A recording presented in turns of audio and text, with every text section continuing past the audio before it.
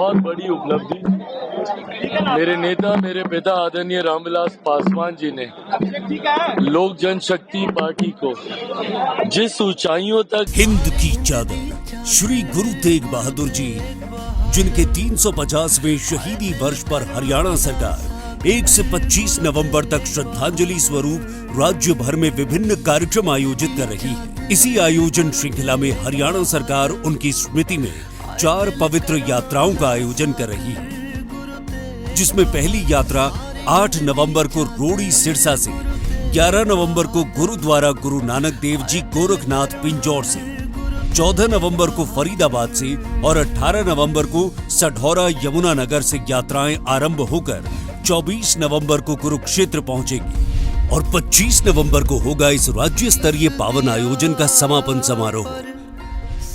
आइए शहादत की इस विरासत को हरियाणा सरकार के साथ मिलकर धर्म और मानवता की रक्षा हेतु दिए गए इस अमूल्य बलिदान को नमन करें।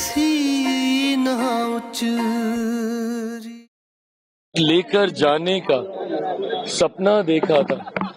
मैं मानता हूं कि उसके पहले पड़ाव पर आज पार्टी पहुंची है।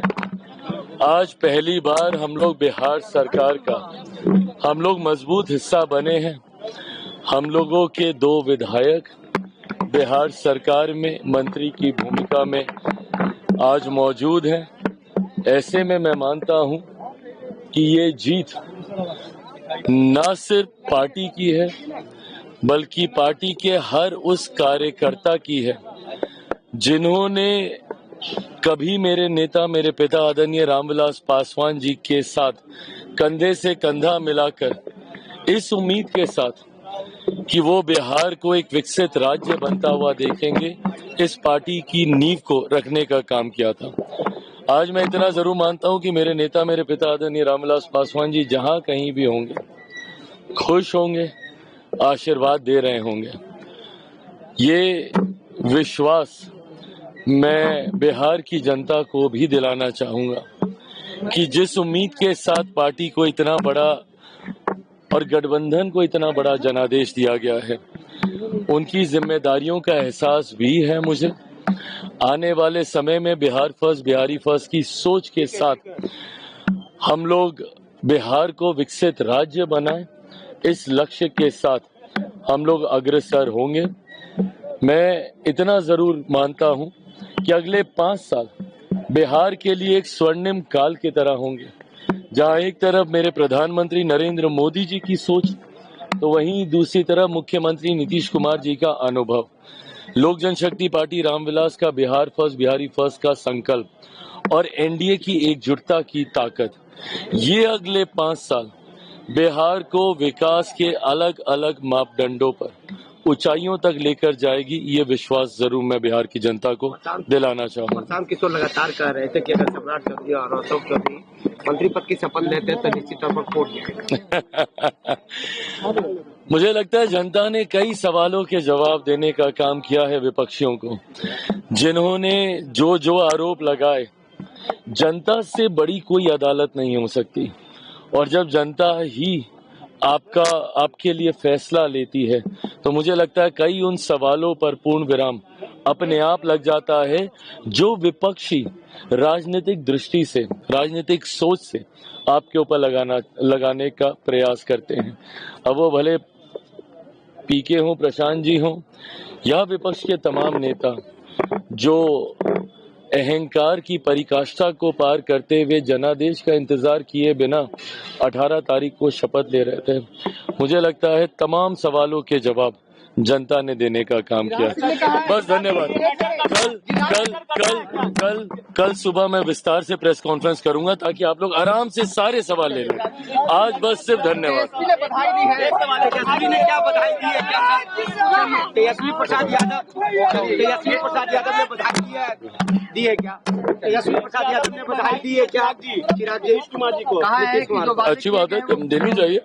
देखिए, विपक्ष को सकारात्मक भूमिका रखनी चाहिए मेरी समझ के परे 2020 में अगर आप लोग को याद होगा परिणाम हमारे पक्ष में नहीं आए थे, पर 2020 में भी सबसे पहली पार्टी जिसने आकर जनता के सवालों का, आपके सवालों का सामना किया था वो हम ही लोग थे।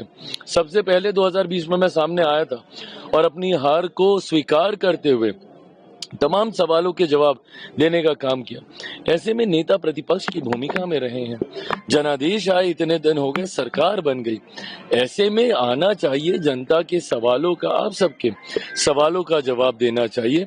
अगर एक हार से आप ऐसे निराश होके कमरे में बैठ जाइएगा तो ये मुझे नहीं लगता कि एक नेता की भूमिका को ये शोभा देता है।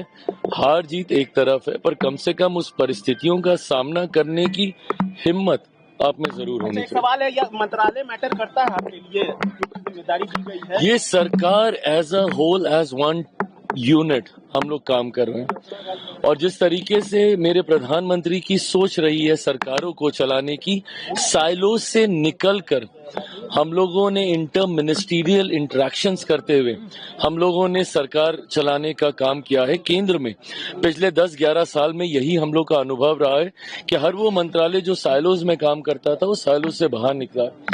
मैं मानता हूं बिहार में भी हम लोग इस बार की सरकार को साइलोज से बाहर निकालकर एक यूनिट, एक टीम के तहत हम लोग काम करेंगे। अंतोगत्वा लक्ष्य हमारा वो संकल्प पत्र जो आप सबके सामने हम लोगों ने बिहार की जनता से वादा करते हुए हम लोगों ने घोषणा करने का काम किया था। अंत में उस संकल्प पत्र पर खरा उतरने की एक बड़ी जिम्मेदारी हमारी सरकार के ऊपर है। ऐसे में विभाग कौन सा, क्या किसको मिल रहा है, क्या जदयू के पास है? जदयू के भी सारे विभाग हमारे ही हैं, हमारे भी सारे विभाग जदयू के, भाजपा के ही हैं। यहाँ पर एक टीम, एक यूनिट की तरह ये सरकार काम करेगी।